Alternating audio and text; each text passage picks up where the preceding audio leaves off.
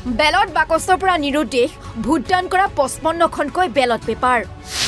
ভোটদান কৰা বেলট পেপাৰৰ সংখ্যা আছিল 767খন আমাৰ যিদিনাখন ভোট গ্ৰহণ হৈছিলে সেইদিনাখন আমাক এটা তথ্য দিছিলে বিষয়সকলে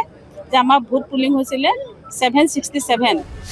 কিন্তু ভোট গণনাৰ দিনা বেলট বাকচৰ পৰা ওলাল 712খনহে বেলট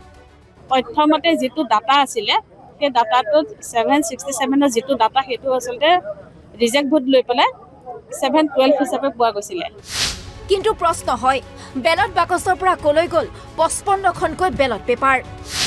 ৱাৰ্ড সদস্য প্ৰাৰ্থী ত্ৰিশাৰাণী শইকীয়াৰ ভয়ংকৰ অভিযোগ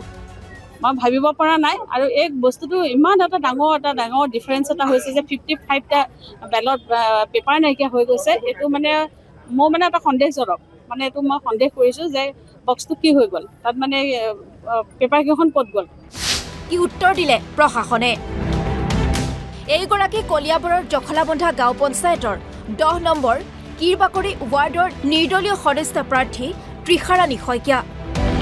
ত্ৰিশাৰাণীয়ে অভিযোগ কৰা অনুসৰি বেলট বাকচৰ পৰা নোহোৱা হৈছে 55খনকৈ বেলট পেপাৰ ইতিমধ্যে এই ভয়ংকৰ ঘটনাক লৈ সমজিলা আয়ুক্ত কাৰ্যালয়ত উপস্থিত হৈ আনুষ্ঠানিকভাৱে অভিযোগ দাখিল কৰিছে ত্ৰিশাৰাণী শইকীয়াই শুনক কি কয় প্ৰাৰ্থীগৰাকীয়ে মই জখলাবন্ধা গাঁও পঞ্চায়তৰ 10 নং কিৰবাকৰি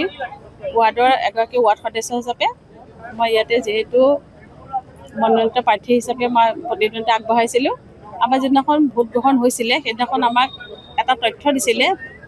বিষয়সকলে যে আমাৰ ভোট পুলিং হৈছিলে 767 কিন্তু আজি আমাৰ যেহেতু আমি ভোট কেন্দ্ৰত আহিছিলোঁ তেওঁলোকে আমাক সুধিছিলে 767 হয়নে সকলোকে সুধিছে বুলি হয় বুলি ক'লোঁ হোৱাৰ পিছত তেওঁলোকে ভোট গণনা কৰিলে ভোট গণনা কৰাৰ পিছত আমি দেখিছোঁ যে আমাৰ কেণ্ডিডেট আগবাঢ়ি গৈছে আমি তাৰ পৰা ওলাই দিছিলোঁ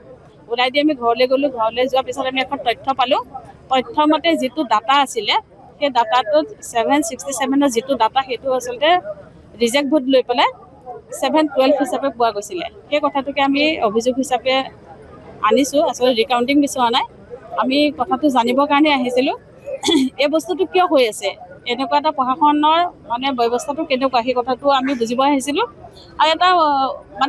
মানে এটা উচিত মানে তদন্ত হ'ব লাগে আৰু এইটো মোৰ ক্ষেত্ৰত হৈছে যে বেলেগৰ ক্ষেত্ৰতো হ'ব নালাগে মই সেই কথাটোৰ কাৰণে আহিছোঁ আৰু প্ৰশাসনক মই আচলতে কি বুলি ক'ম মই ভাবিব পৰা নাই আৰু এই বস্তুটো ইমান এটা ডাঙৰ ডিফাৰেন্স এটা হৈছে যে 55টা বেলট পেপাৰ নাইকিয়া হৈ গৈছে এইটো মানে মোৰ মানে এটা সন্দেহজনক মানে এইটো মই সন্দেহ কৰিছোঁ যে বক্সটো কি হৈ গ'ল তাত মানে পেপাৰ কেইখন ক'ত গ'ল ছাৰে মোক কেতিয়া ক'লে যে হয়তো কেতিয়াবা ভুল হ'ব পাৰে কিন্তু ভুল হ'ব পাৰে এটা দুটা ভুল হ'ব পাৰে কিন্তু 55খন কাগজ কেতিয়াও ভুল হ'ব নোৱাৰে এইটো কাৰণে আমি ইয়াতে অভিযোগটো দিলোঁহি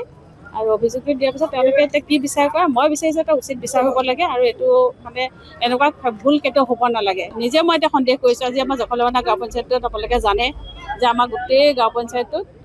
আমি এটা সময়ত আমাৰ বিজেপিয়ে দখল কৰিছিলে আজি আমাৰ এজনো বিজেপি কেণ্ডিডেট জিকা নাইকিয়া আপোনালোকেও জানে যে আমি এগৰাকী এক্স প্ৰেচিডেণ্ট হিচাপে আমি কাম কৰিছিলোঁ বিজেপিৰ ফালৰ পৰা আমি এতিয়া আদৰ্শগত দলত থাকি পেলাই আমি কাম কৰিছোঁ আৰু কাম কৰাৰ পিছত এইটো আমি বিচৰা নাই যে আমি মানে এনেকুৱা এটা মানে পৰ্যায়লৈ আমি যাব পৰা বিচৰা নাই যাতে এই ভুলটো ক'ৰ পৰা হৈছে এই ভুলটো কিয় হ'ল আৰু ক'ৰ পৰা হৈছে মোক এই দুটা মানে উত্তৰেই লাগে ভুলটো কিয় হ'ল ক'ৰ পৰা হৈছে সেইটোহে লাগে মোক উত্তৰটো এতিয়া প্ৰশাসনে বিষয়টোক লৈ কি পদক্ষেপ গ্ৰহণ কৰে সেয়াহে পৰৱৰ্তী সময়ত লক্ষণীয় হ'ব কলিয়াবৰৰ পৰা বিকাশজ্যোতি বৰুৱাৰ ৰিপৰ্ট অসম লাইভ 24